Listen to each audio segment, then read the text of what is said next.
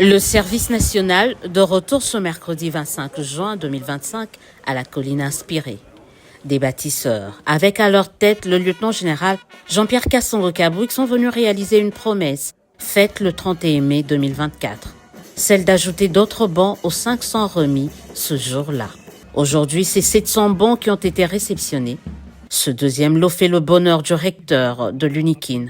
Il a exprimé un sentiment de reconnaissance au chef de l'État, Félix-Antoine Tshisekedi, ce à plus d'un titre. Aujourd'hui, l'Université de Kinshasa est heureuse de recevoir ce deuxième lot de bancs, ce qui va améliorer qualitativement la qualité de l'enseignement que nous dispensons. Aujourd'hui, à travers le service national, il y a lieu que les étudiants parlent du président de la République, voient les œuvres palpables du président de la République.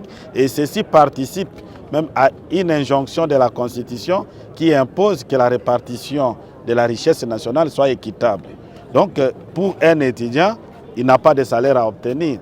Il a besoin de bénéficier de la richesse du pays à travers, par exemple, les conditions d'études adéquates.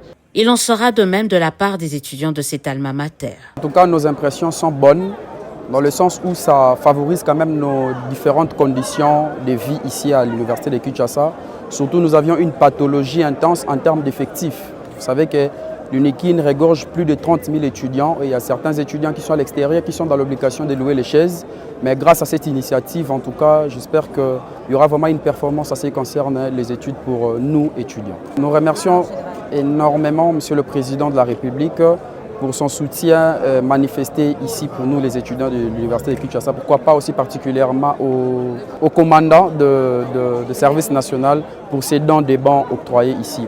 Au banc pour améliorer la qualité d'apprentissage des étudiants, au regard de nombreux projets qu'il compte mettre en œuvre, le service national, par le biais du lieutenant-général Jean-Pierre Kasongo-Kabouik, annonce l'élargissement de sa collaboration avec les universités et instituts supérieurs du pays. Nous avons des étudiants qui sont venus de l'Université pédagogique nationale, très prochainement ceux de l'Université de Bujumaï et prochainement ceux de l'Université de Kinshasa et bien d'autres universités.